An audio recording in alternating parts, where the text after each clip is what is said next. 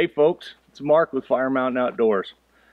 You know, you might have an AR-15 problem when you're rooting around in the door pocket of your truck to find something else, like your earplugs, and you find an AR-15 bolt buffer, and you're not sure why it's there or which weapon it came from, or which extra build it is.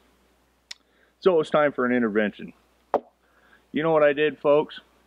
I sold an AR-15 and I went and bought a tennis racket. Oh, come on.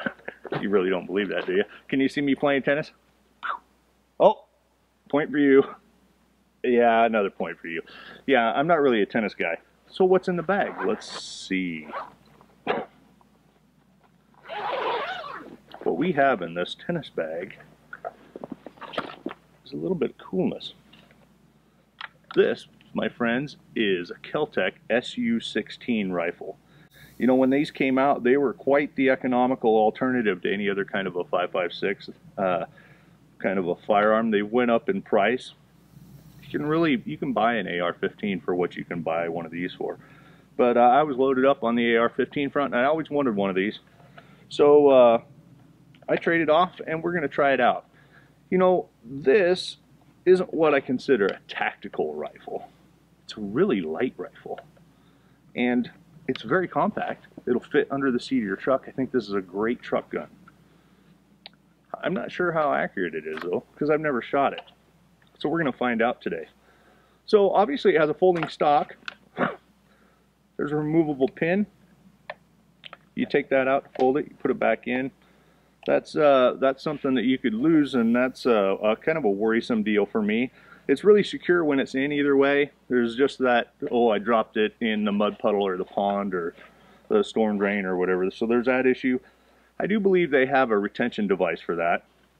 Cool thing about this. There, the magazine stores right in stock. So when you pull it out, you don't have to root around in the door pocket and sort through bolt buffers to find your magazine for your rifle.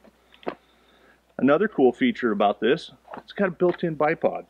These handguards, they're a little bit difficult to actuate, mainly because I haven't had this very long and I'm not really that adept at it. But they've got some little levers that are not unlike a Delta ring release on an AR, and bam, you got a bipod set up. So I think that this is really an ideal alternative to an AR-15, to somebody that wants a more conventional looking weapon, but it's really compact.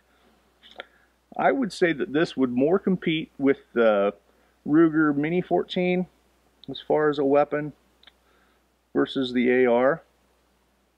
I've never been really happy with the Ruger Mini 14 as far as accuracy. I've had several, and I can only get about 6-inch groups. So what we're going to do is we're going to shoot this, and we're going to see if it does any better than 6-inch groups at 100 yards. And let's try it out. Today we're shooting some Hornady stock number 9754EL, Edward Lima, Echo Lima to you correct people. I was really disappointed to open the box and find out that that was steel cased ammo. I'm not a big fan of steel cased ammo in the AR. I saw Hornady, thought it was good stuff. It is what it is, and we're going to run it.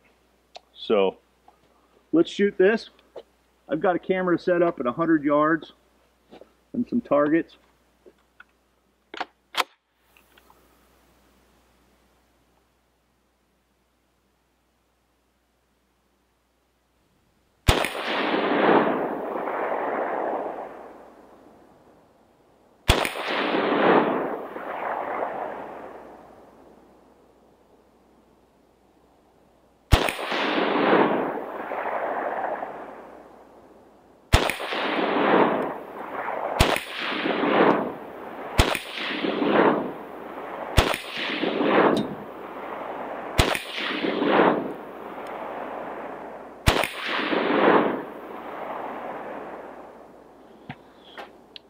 I might mention the safety controls.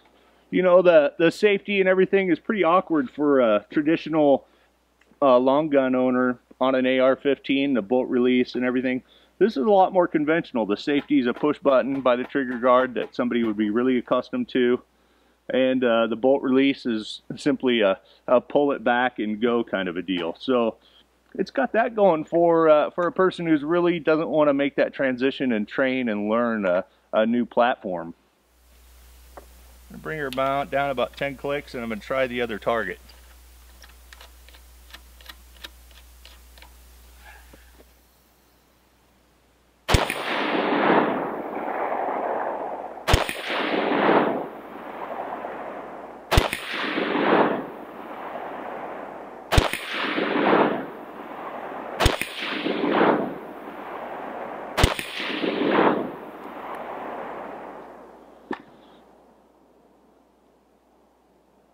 It's a very light gun. Recoil is definitely noticeable, more noticeable I think than the AR. What's distinctly missing is the sproing under your ear from the spring and the buffer.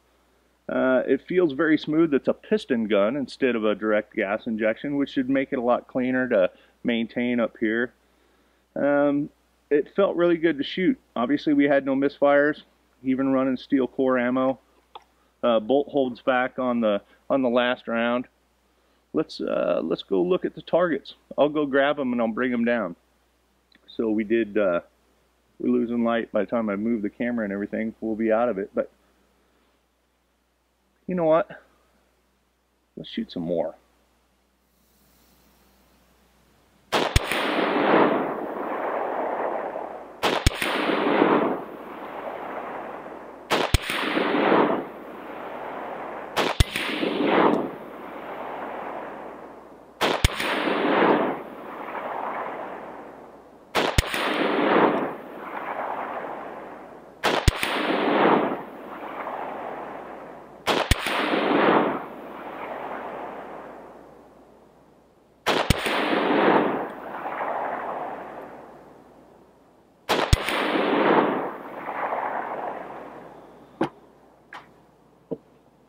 Now we can go check the targets. That was fun. I don't care who you are. You wait here, I'll go get some targets. Well folks, here's our targets. As you can see, I've got about a 6-inch group, just like what I complained about with the Mini 14. But you know, that's with some cheap ammo, right off of the bat, first time shooting the gun. It's really, this is Minute of Coyote. By no means is this a bench rest rifle. But all in all, I think if we're looking at it, folks, it's a pretty good truck gun. We'll see.